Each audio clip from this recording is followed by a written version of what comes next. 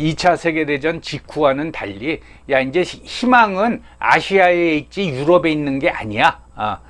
우리나라 즉 대한민국 입장에서 봐서 이번 캠프 데이비드 회담 결과의 최대 수확은 미국과 일본이 한국 주도의 통일을 승인한 겁니다. 명시적으로 언급을 했어요. 이게 저는 캠프 데이비드 회담 우리나라 입장에선 최대 성과라고 봅니다. 그러면 그런데 이 문제에 대해서 우리나라 언론과 전문가들이 그렇게 크게 언급하지 않더라고요. 자, 그럼 한번 살펴보겠습니다. 그 캠프 데이비드 정신에 나온 문구인데 우리말로 보면 우리는 여기 이제 3국이죠. 이것도 웃겨요. 미국과 일본은 그러지 않고 우리는 그랬어요.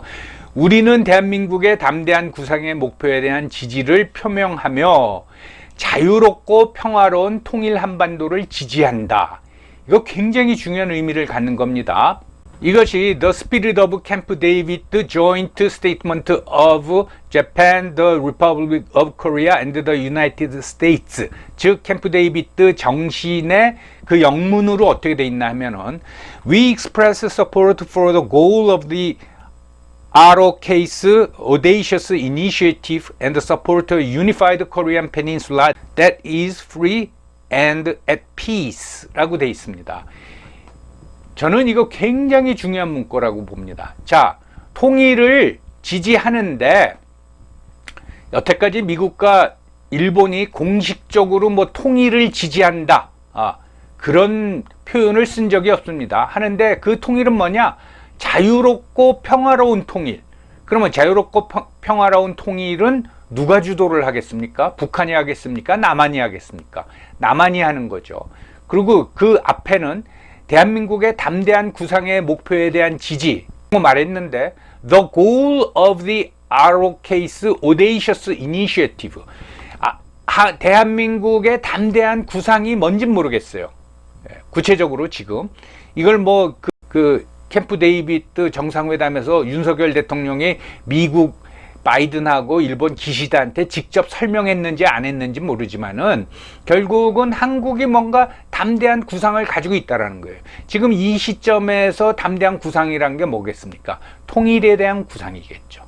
그러니까 너희들이 가지고 있는 그러한 구상과 그리고 자유롭고 평화로운 통일 한국을 우린 지지한다 라고 명시적으로 미국과 일본이 공표를 한 겁니다. 이거 뭐 대단하냐? 그동안 그러지 않았냐? 그런 적 없습니다, 여러분. 이 구절의 의미를 정확히 캐치 못하는 우리나라 언론이나 전문가들의 수준이 어떻게 보면 평생 검사만 했던 윤석열 대통령의 의식 수준보다 저는 낮다고 보는 거예요.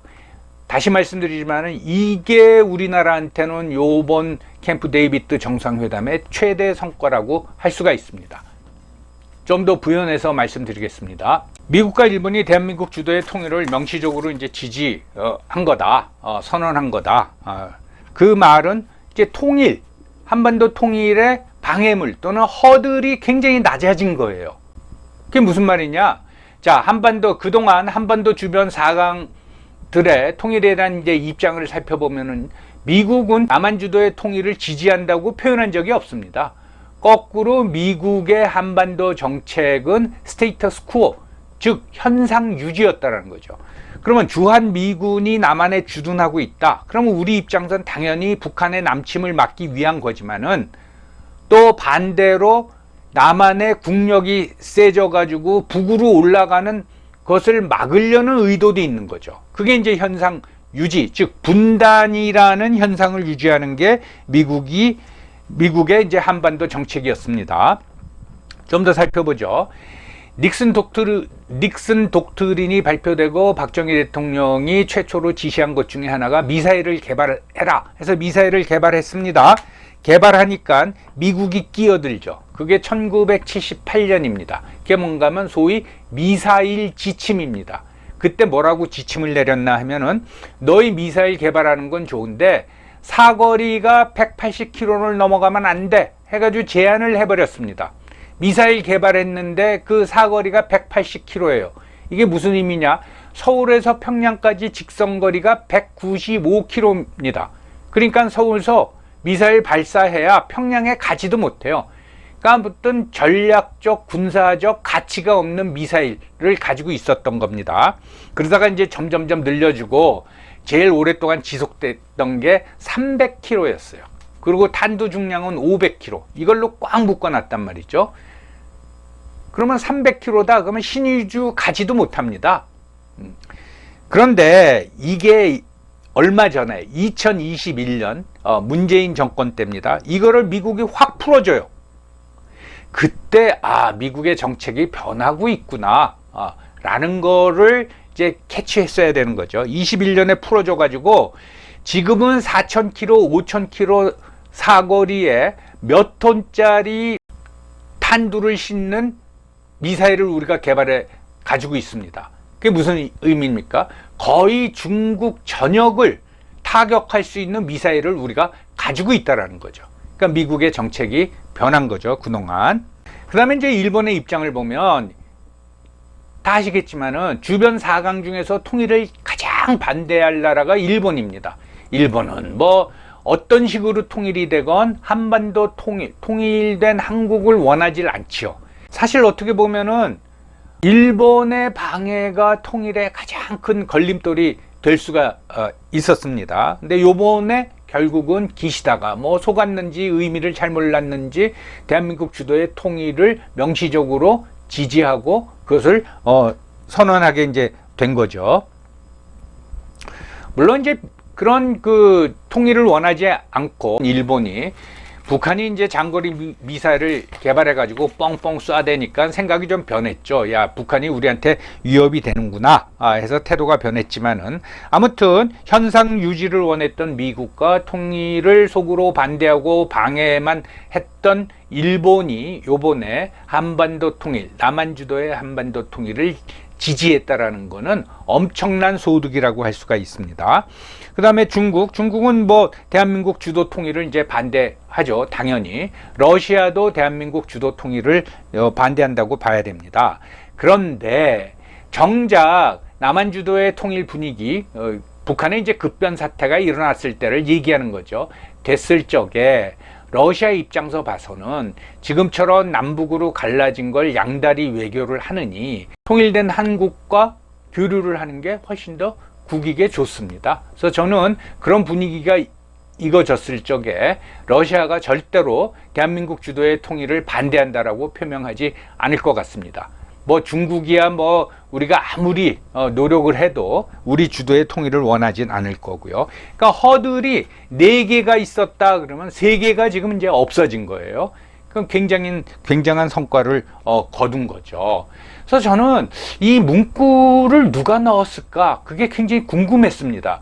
뭐 일본이 자청해서 넣지는 않았을 거고요. 미국이 뭐 우리를 생각해서 넣어주진 않았을 거고, 우리 외교부하고 우리 안보실이 이걸 주장해서 문구를 엮고 동의를 이끌어내지 않았는가라는 생각이 들어요. 그래서 그랬다면은 그거는 윤석열 정부의 어떤 적어도 한반도와 둘러싼 그 어떤 외교 정책에서는 참 능력이 있는 거고요. 우리는 그런 제안 안 했는데 미국이 야 이거 넣자 해서 넣었으면은 그거는 뭐 참 지금 정부가 운이 좋은 거고요. 어떤 건지 잘 판단이 안 쓰지만은 저는 우리 외교부하고 안보실에서 주장을 해서 넣었을 거라고 저는 이제 봅니다. 그거하고 빗대 가지고 그러니까 한반도 통일과 빗대서 여러분 독일 통일을 한번 생각해 보세요. 통일이 뭐 1989년에 베를린 장벽이 무너지고 그 다음에 확 통일이 돼버렸다. 아닙니다. 1년 조금 넘는 기간 동안에 엄청난 험난한 그 길을 이제 걸었어요. 독일은 패전 국가이기 때문에 승전국, 즉 2차 세계대전 연합국, 그러니까 미국, 소련, 프랑스, 영국의 뭐 승인을 받는 건 아니지만은 동의 없이는 통일하기가 굉장히 힘듭니다. 그런데 동독 정권이 붕괴되고 나서 동서독이 통일하려고 그러니까 미국은 찬성을 했습니다. 그렇지만 소련, 프랑스, 영국은 굉장히 반대를 했어요.